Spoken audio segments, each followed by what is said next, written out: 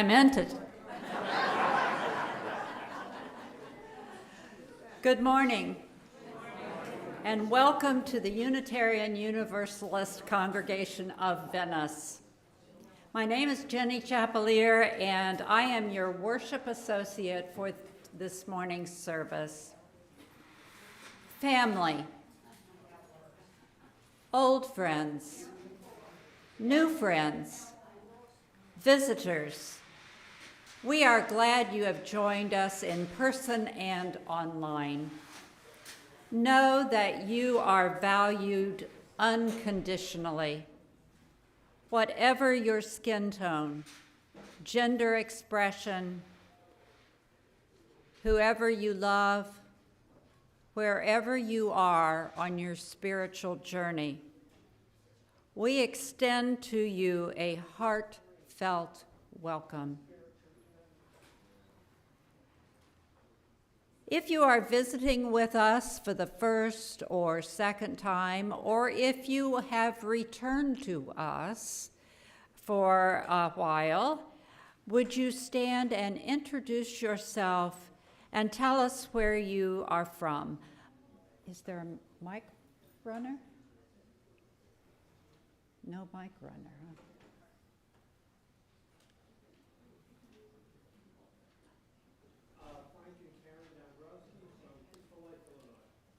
Thank you. Welcome. Jen. This is my cousin Gwen, and she's visiting us from Michigan. Welcome, Gwen. Enjoy your visit.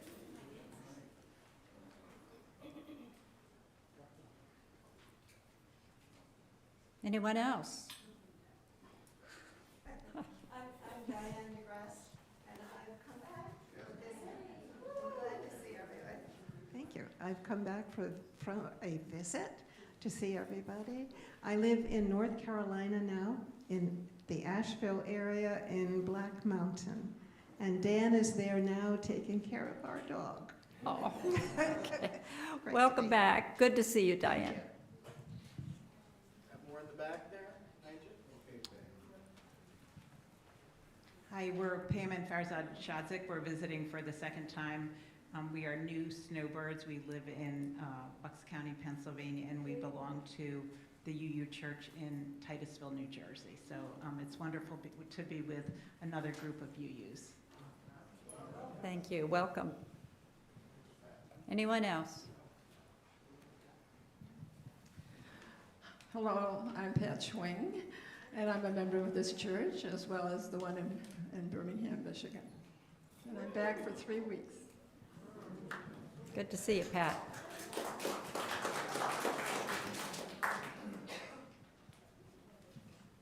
I have a celebration and a sorrow. I'm celebrating the long life of our President Jimmy Carter, who's lived almost 99 years, and a sorrow that he is now going into hospice in Plains, Georgia, with his family. Any more visitors? Visitors.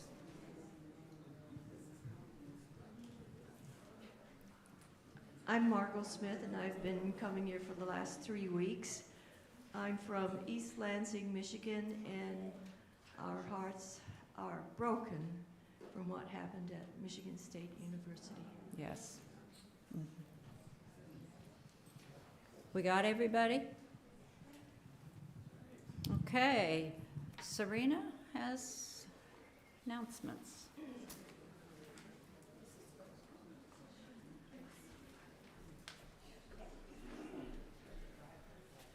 When don't I have an announcement? Okay. The UCOV Board of Trustees is proud to announce the slate of our 2023-24 search committee nominated by our congregation as people you trust to serve on our search committee. We will be doing our final vote, as was announced last Sunday and on the calendar and on our announcement order of service. We will be doing our final vote for this slate of people just before the service ends, and I would like to announce them. The first person is right here today as our worship associate, Ginny Chapelier, number one. Ellen Higdon. Ellen, would you please stand and look at everybody for a minute? Beverly Lieberman. Thank you. Matt McHugh. He's not here, but his picture's coming. I feel so badly for Matt because he really wanted to be here, but his elderly sister's coming in today. He had to go to the Tampa airport to pick her up, and it was a real commitment that he had. So, but there he is. Judith Parker.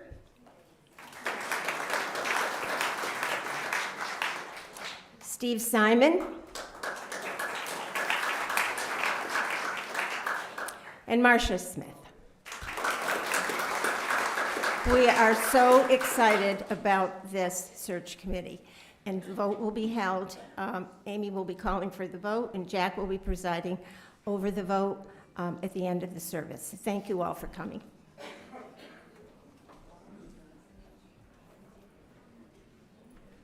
I just have a quick announcement.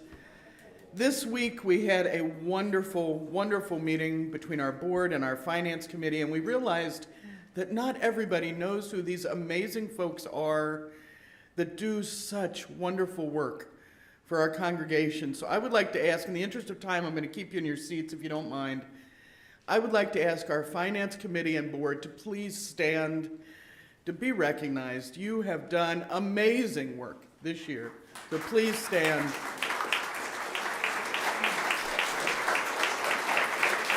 They deserve every clap. Thank you all from the bottom of my heart for everything you have done to keep this congregation moving and rolling and doing the good work that we do.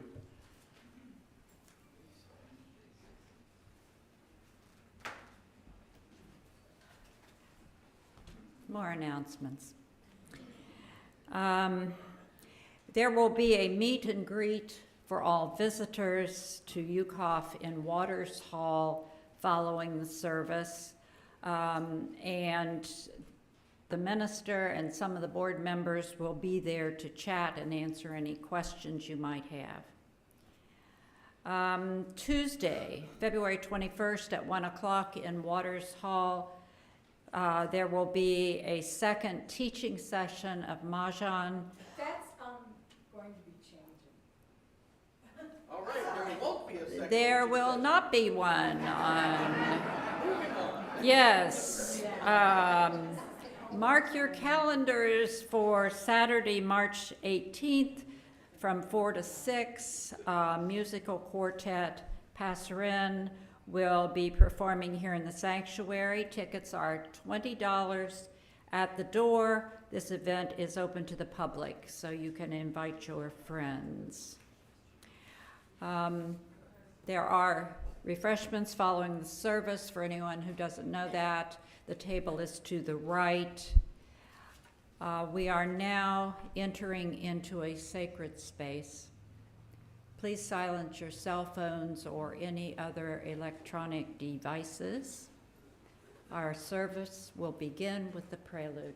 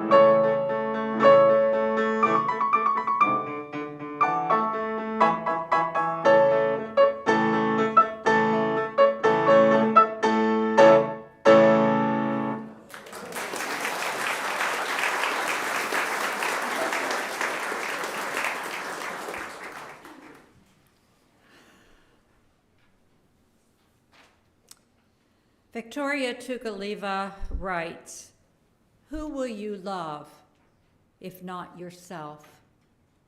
Other people? You will not love anyone or anything until those eyes in the mirror soften up and embrace the beauty that is already within. Let us resist despondency and boredom and the litany of our own failures and of the injustices of the world. We light our chalice in hopes that we will transfigure the world inside of our hearts, that we may perceive its beauty in the chalice light."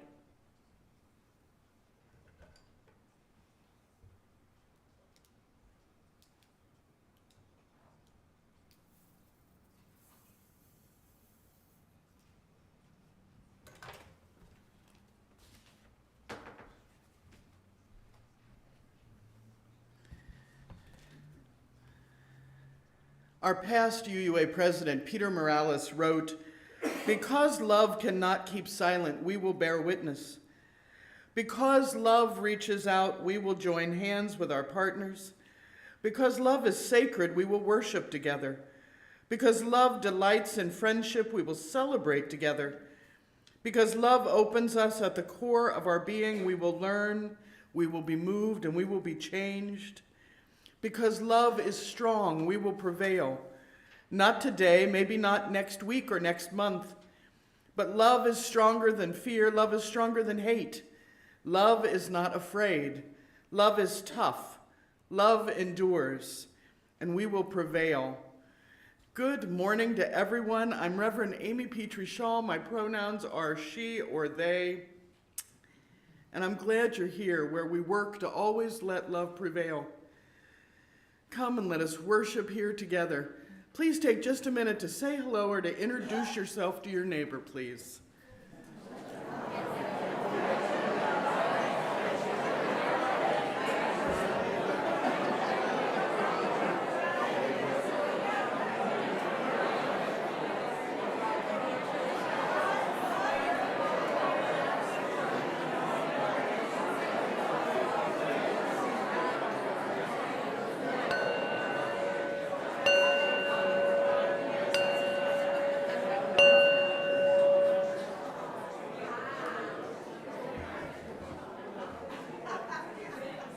It's so wonderful to hear the sound of people getting to know one another, to say hi to each other. It's a wonderful sound in the morning.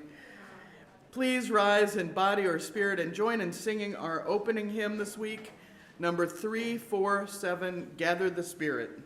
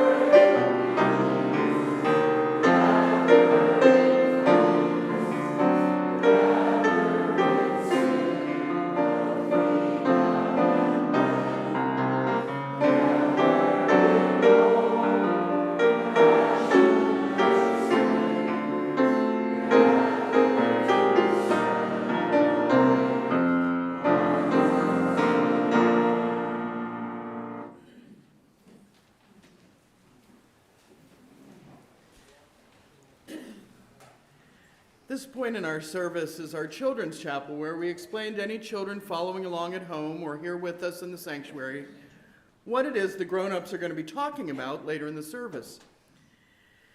And today we're going to be talking about being afraid, and we're going to talk about a dragon called a neon. Chinese New Year was at the end of January, and for a whole bunch of reasons, we don't celebrate it. We couldn't celebrate it this year because of some scheduling issues. But there are some amazing things about that holiday that I wanted to talk about nevertheless. And this is the story of Chinese New Year.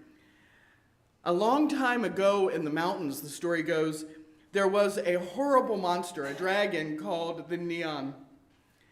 And every year, on the first day of the year, it would wake up and it would wander around the village and it would eat all the grain and all the livestock, and if there were any unfortunate kids outside, it might even eat those. The village lived in fear of this beast, and they boarded up their houses on the night to protect their families.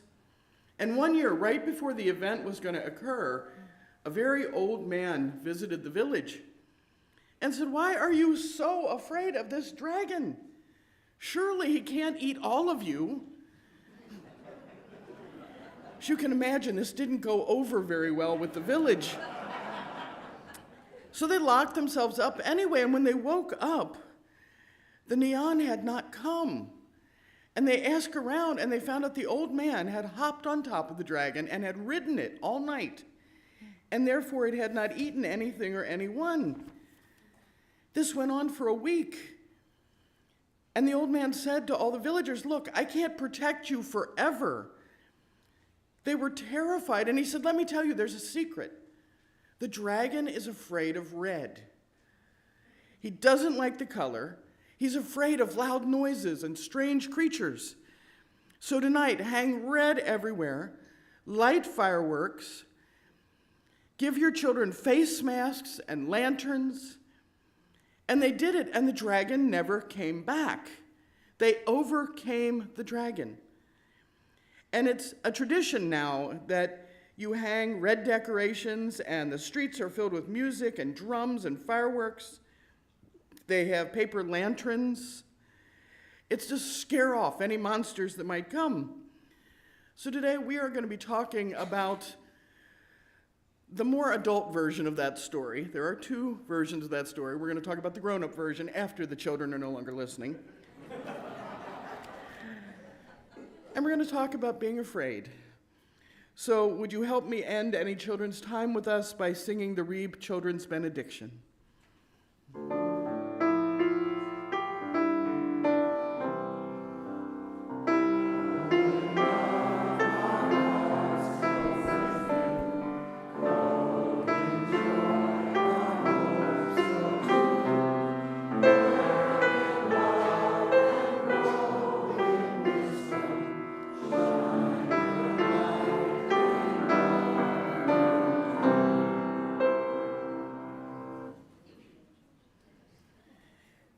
Giving and generosity are sacred practices, and we pass the basket each week not to make a lot of money, but to just remind ourselves that this is important to us. Whether you give a dime or a dollar or more than that, it's just to remind you to live in generosity. But our offering words are offered with levity every week because giving should never hurt. An office administrator for a UU church was busy in her office when a man walked in. He was filthy from head to toe, with boots that looked like they were 100 years old, and he smelled worse than the monkey house at the zoo. The poor office administrator tried to cover her nose and waved the air. "Howdy, ma'am," the man drawled. "I was looking to talk with the head hog at the trough." "Is she in?" "Oh my goodness," the admin said, gasping. "How dare you call our wonderful, distinguished, brilliant interim minister the head hog? Why, I'll have you know that's the most disrespectful thing I've ever heard. I'm sure she's not in for you."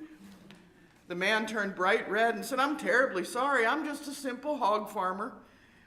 Wasn't meaning to disrespect your distinguished minister. I just sold all my hogs for the year, and I was going to drop in here and leave a check for $100,000. But now that I made a darn fool of myself, I'll just go. There was a brief pause, and the office admin said very considerately, "Hold on a second, I think I hear the little porker coming in now."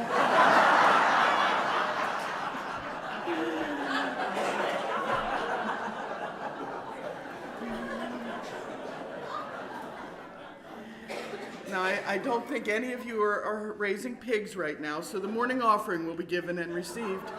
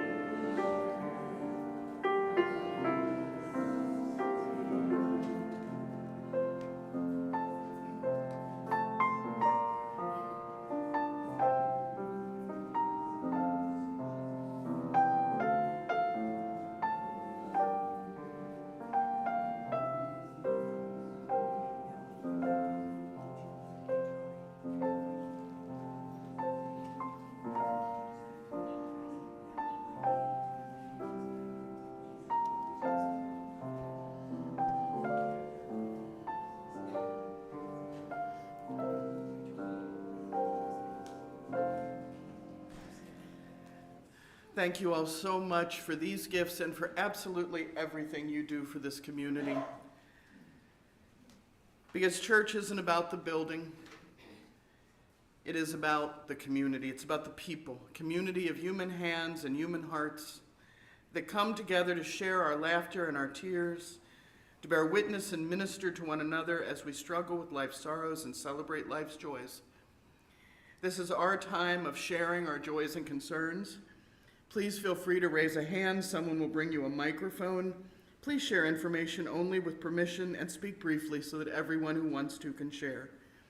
If anyone has a joy or concern, please raise a hand. This week and every week, you are always welcome before the service or during the service to come up and light a candle to commemorate a joy or sorrow.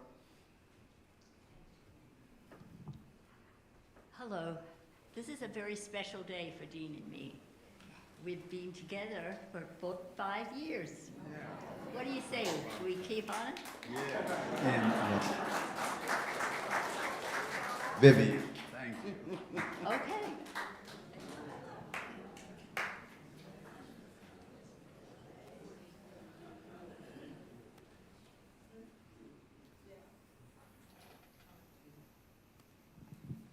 Good morning, I'm Brad Harden, and last week was special for me, and I thought it was worth sharing.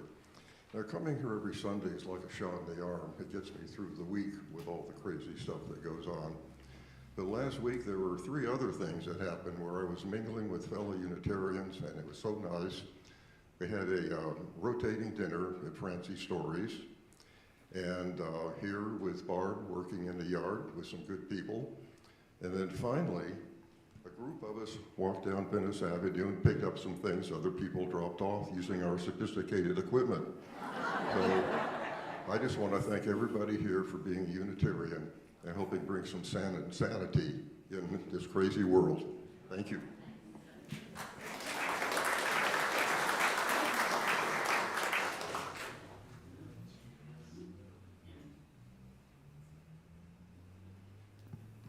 I'm at the point in my life where I start tracking down people who I knew back in the day, whether it's in college or in high school. And I've had this kid on my mind for a number of years, and I found out that Beecher Washburn, who was, when I was a quarterback, he was the center on the football team, had died a few years ago.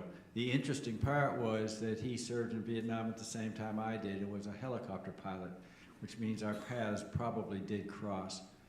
But I've now recently reached out to his widow to let him know how I have the loss in my life because of him.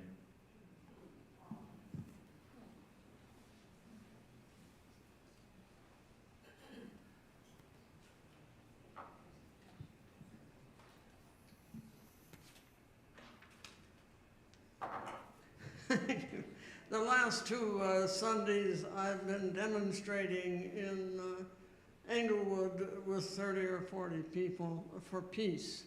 And we've been doing this because a friend of mine died recently who had a sign that said peace, and she stood on the corner of 776 and Dearborn for 20 years saying peace.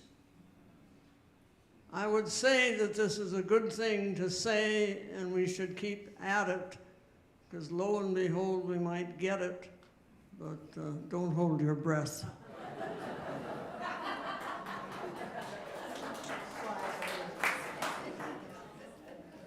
Lighting a candle now for Jimmy Carter, who has gone into hospice at home. I'm Stephanie Zarnak. Just last month I found out that I have stage 4 cancer. The doctors say I might have 5 years to live, but I'm pretty stubborn, so we're going to see about that. But just wanted to share that with the community.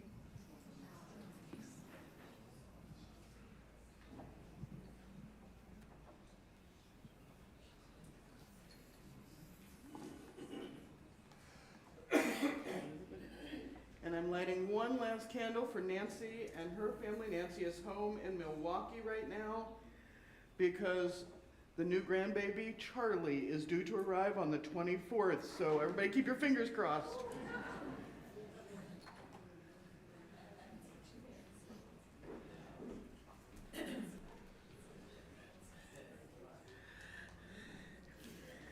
May the love of this community hold everyone who needs love and concern. May our light shine on the broken places of the world.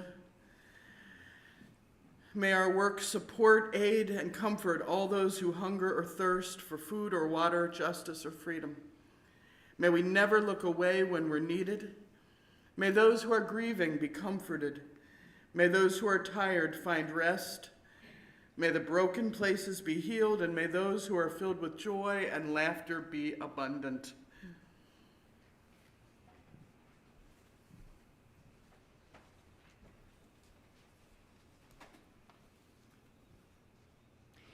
Today's first reading is an excerpt from Love Yourself Teachings by Buddha by writer and teacher Evelyn Lim.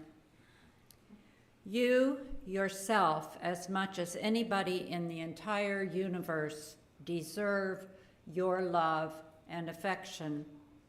This is a saying of the Buddha. An important core teaching in Buddhism is self-love. Buddha teaches that you love the self before extending the love to others. In other words, before you are able to be a love luminary, you must have the capacity to embrace yourself fully. Buddha observes, you can travel around the world to search for someone more lovable than yourself, and yet that person is never to be found. In other words, the search is not external, but internal. You first find it from within. To love the self is to be in continuous connection with your true essence. You learn to accept, appreciate, and affirm who you are. Unconditional love and compassion are divine qualities of your intrinsic nature. When you connect from the inside, you experience the unfolding of wisdom. An inability to experience true self-love leads to love as something conditional. You love yourself if, and only if, you fulfill a certain expectation of the self. Your love for others also becomes conditional, clouded by filters and perceptions. The ability for true knowing of the self and others become lacking. Self-realization is key. This means that you are to awaken into love on an experiential basis. You are to actualize it with your own experiencing. As it has been often pointed out, the finger pointing to the moon is not the moon. All in, Buddha's teachings involve an existential approach rather than through fuzzy understanding via a religious abstraction. From self-love, you lay the ground for the expression of compassion for others. You tune into the sense of shared humanity. You recognize that others are no different from yourself. Everyone is going through essentially the same pain and sorrow, regardless of the specific packaging of external circumstances. You extend to others what you would extend to the self. By opening your heart, you gain a gentle yet powerful connection with all others.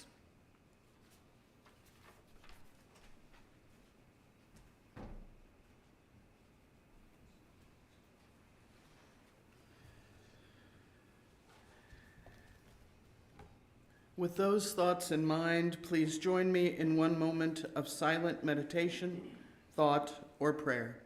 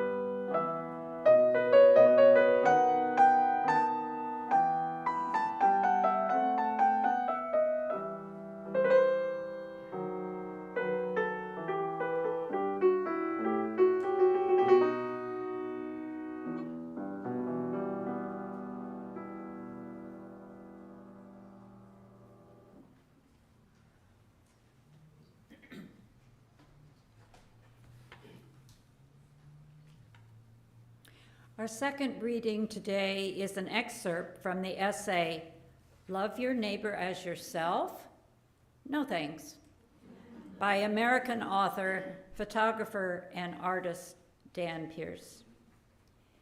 People who love themselves don't hurt other people, not on purpose, ever.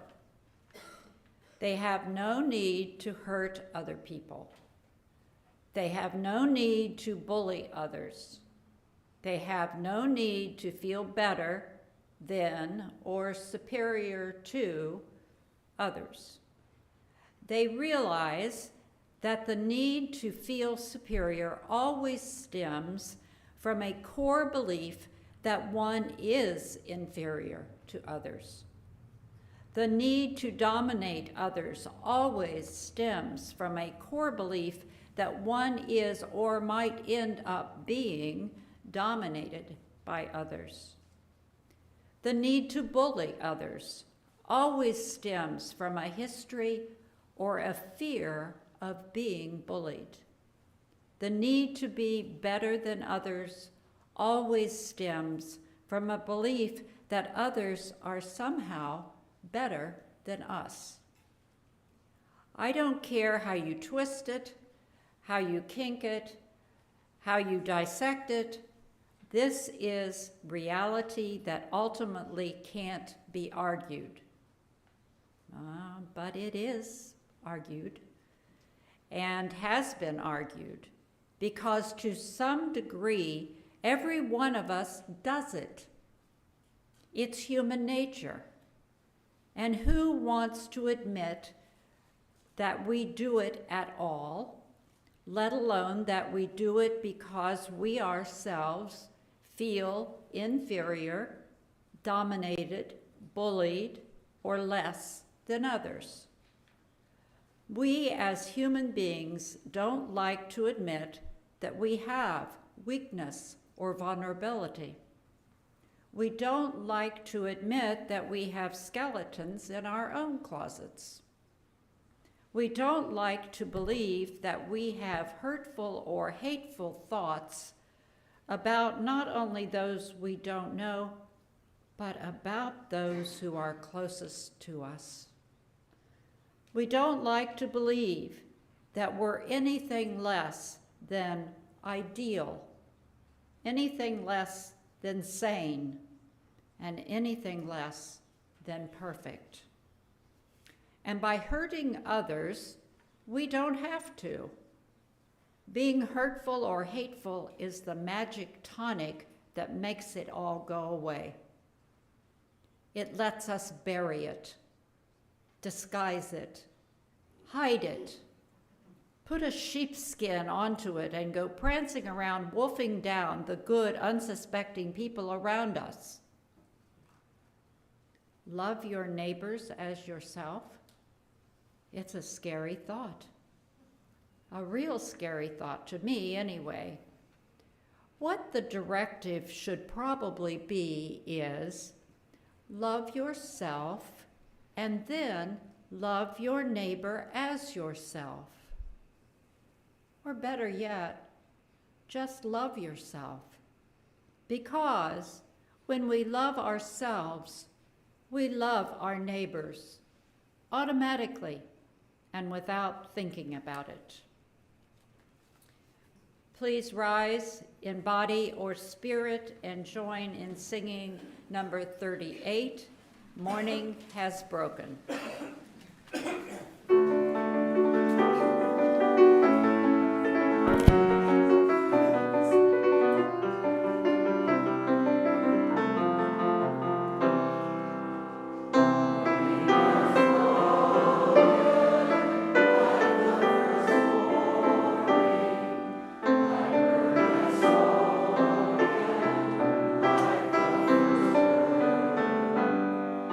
Praise for the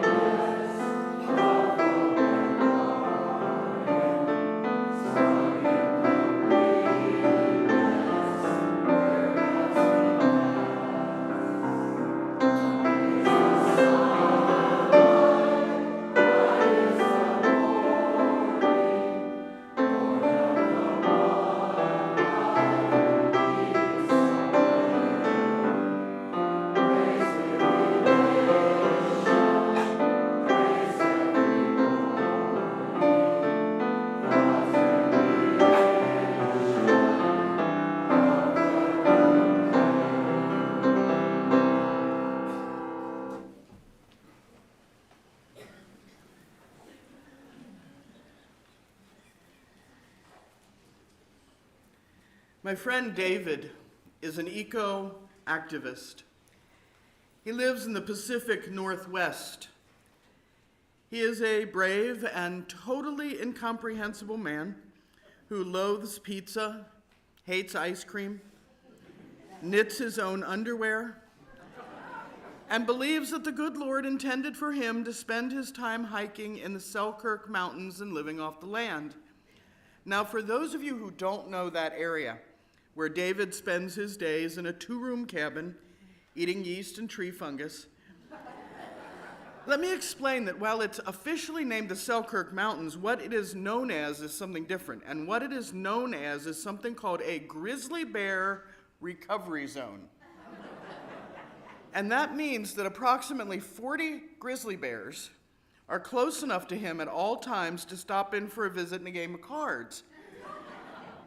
Now, it may surprise you to know I have never gone to visit David. But I asked him once, in the spirit of friendly inquiry and for his sanity hearing, why and how can you live so close to so many bears? I don't feed them, he said. That's the thing. If you leave out even a little food, some apple peels or the scraps of dinner, they'll come back every day for more. And you will never get rid of them. If you don't feed them, they leave you alone. Now, the Chinese villagers in that original dragon story, the Nyan story, they did not get this memo. I wish we could have done Chinese New Year, actually celebrated it, but I wanted to talk about it because the underlying story is just wonderful. There are a lot of versions of that story. And the simple, gentle version is what I gave this morning when there may have been children watching at home. The story that most adults know is more like this. Every year in that village, the New Year was a time of absolute terror because this dragon would come prowling. He would eat anything that was outside, so people had started wrapping up bundles of food and putting it outside their door, so hoping that he would eat that and leave the rest of their crops alone. After they put their bundles out, they would board themselves in, and anyone who didn't make it into the house would be left out to be eaten. Once the boards were up, that was it. And after a while that they figured out that he would keep eating until he ate all the bundles, and then he would look for more because he had a favorite food. The dragon liked to eat children. And if he ate just a few of them, he would stop eating and wander off to go to sleep. So some families who had, say, their oldest son safely inside, they would find late errands for the younger children to do. Outside in the fields or in the stream near the mountain. And while the children were out, those parents might accidentally, of course, board up their door and all their windows. And the well-fed Nyan would leave a little sooner. It was Hongyang Laozu, who some say was a monk and others say was a god, who arrived and asked why the villagers hid inside and fed this monster. And when they told him, he was horrified, and he said, "Let me go and talk to this dragon." And he found the dragon, and he said, "I have come to reason with you." You can guess how well that went over. He said, "I want you to stop eating and terrorizing the people of China." And the Nyan said, "You were delivered to me, old man, and now I'm going to eat you." And the man replied, "What will that prove? Eating me isn't great. Would you dare to eat all the poisonous snakes in the mountain?" The dragon said, "Of course I would," and went off and he ate all the poisonous snakes. "How's this? Am I not great?" Said Laozu. "At the back of the mountain there are many great beasts. Can you subdue them?" And the Nyan went out and ate and scared all the dangerous beasts out of the back of the mountain. Came back and he said, "Okay, old man, now it's time for me to eat you." "Well, okay," said Laozu. Just wait a minute for me to take my clothes off. I'll taste much better." So the old man took off all his clothes to reveal his bright red underwear. This is a real story. And he said, "Okay, eat me now." And the lion screamed, "Ah, red underwear, I hate red, get it out of my sight." And Lao Tzu said, "I knew you were afraid of red."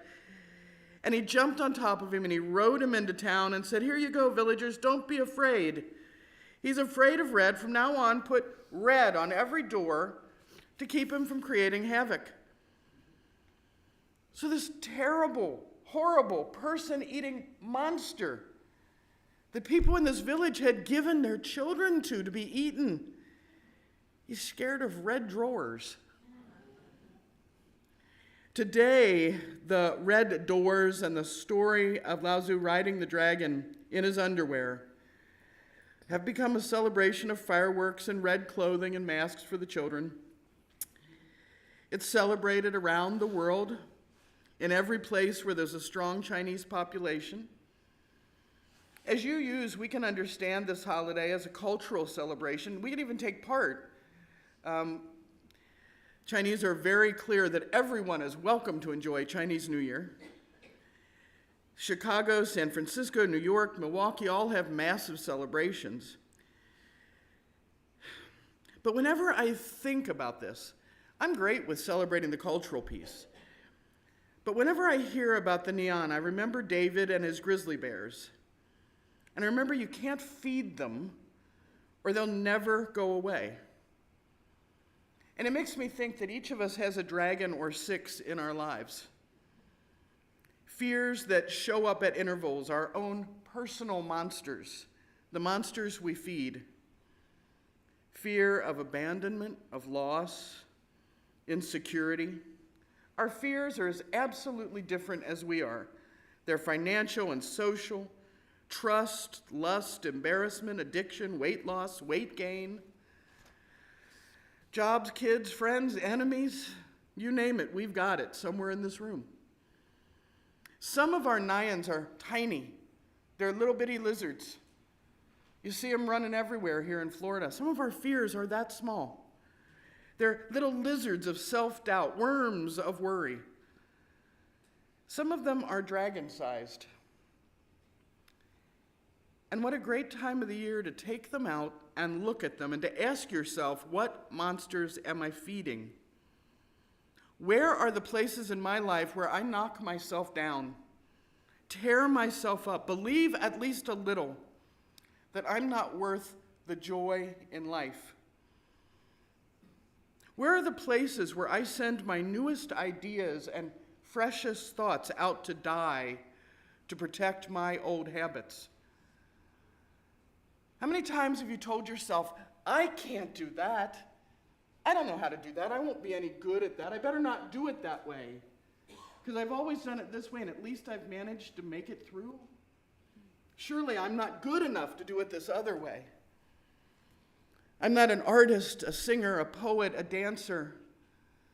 I'm not brave enough to serve over here or serve over there. Surely I'll mess it up. Remember that time I messed it up in 4th grade? You ever do that to yourself? What am I feeding my fears? And when you've asked yourself that, what am I feeding them? What are my worms? What are my dragons? What am I feeding them? The big important question is, what are my red underwear? Where are they? Where are my red underwear that I'm going to put on and scare that dragon? What simple things do I have underneath to help me fight my self-doubt? To help me not kill my dragon, but to ride it? What is my fear afraid of? You know, it's funny for me. I'm a Taurus, I'm an ENTJ, I'm an oldest born. I'm afraid of making a terrible mistake. Being embarrassed because you screw up. So I always got around it by asking everybody around me what should I do and then blaming them when it went wrong. But I'll tell you, when I was trying to decide if I should go to seminary, I tried to feed my own dragon one time too many. I asked everybody around me, should I do this? You think is this a dumb idea? Tell me what to do, I said. And they said, no. They didn't make a joke or pretend not to get it. The people I loved the most said, you have to do this for yourself. You can make the decision and we'll support you no matter what, but you have to decide. And I cried. I yelled, I blamed them. You're not being supportive. And then I found my red underwear. I realized that people who loved me would always be there, even if I fell flat on my face.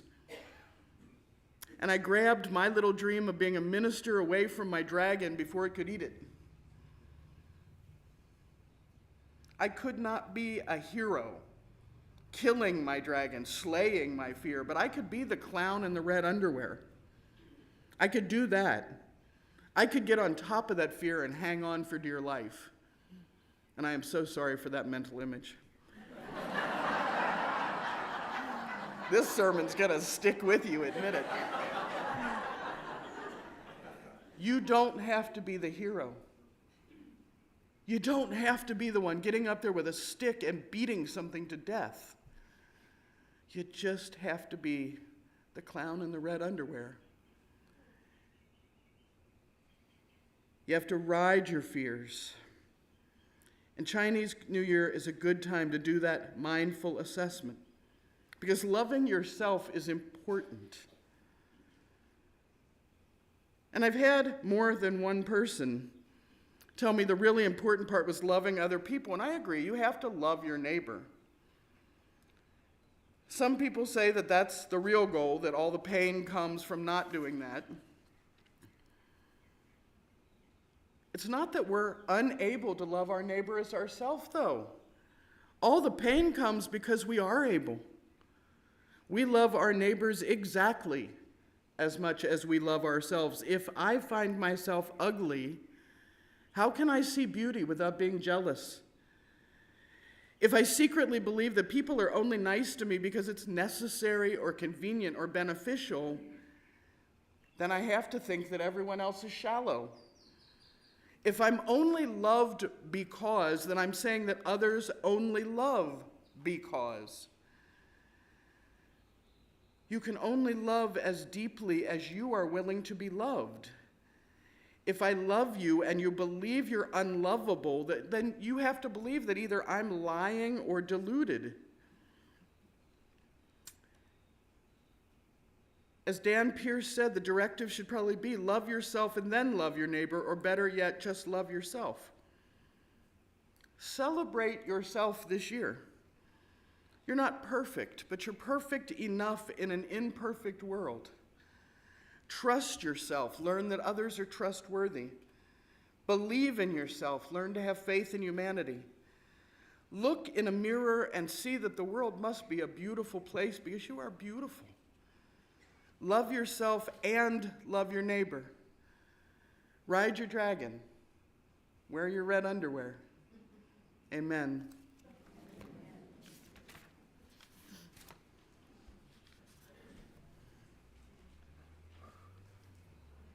We extinguish this chalice and we carry into the world the flame of self-care and self-love. Please rise in body or spirit and join in singing our closing hymn today, number 131, Love Will Guide Us.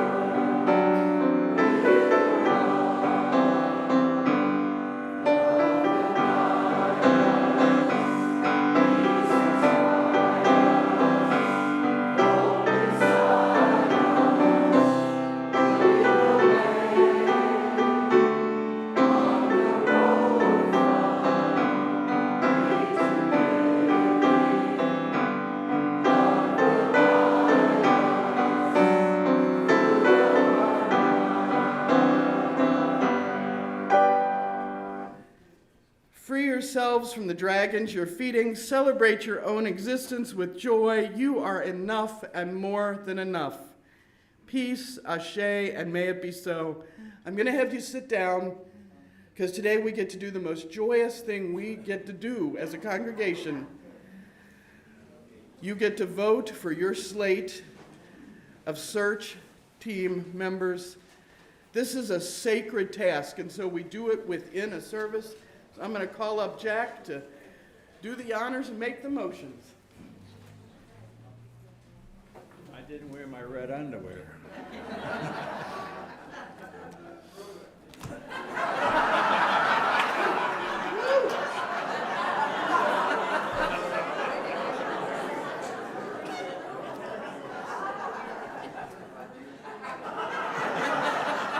You'll have to follow me home. Do I have a motion to accept the slate of candidates that you, the congregation, have nominated in January of 2023 as the people you would trust to serve as our search committee? I'm Tom Reeves. I move to accept the slate of candidates that the board has presented today. Thank I you. move to accept the slate of candidates that the board has presented today, that the congregation nominated in early January 2023 as people you would trust to serve on our search committee. Thank you, Tom. Do I have a second? I second the motion. Thank you. Appreciate that. Do I have any discussion?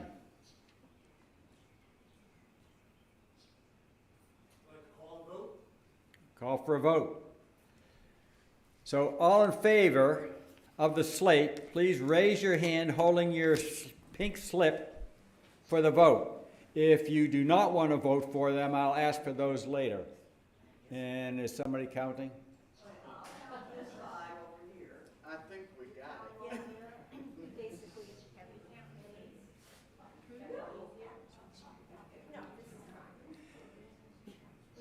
We've got enough on this side alone. Yeah, you got it. Thank you very much. All right, you have a search team. Yay!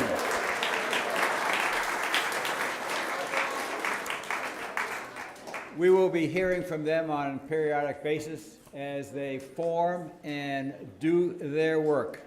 Thank you. Big round of applause. Please join us for the postlude, May Love Surround You.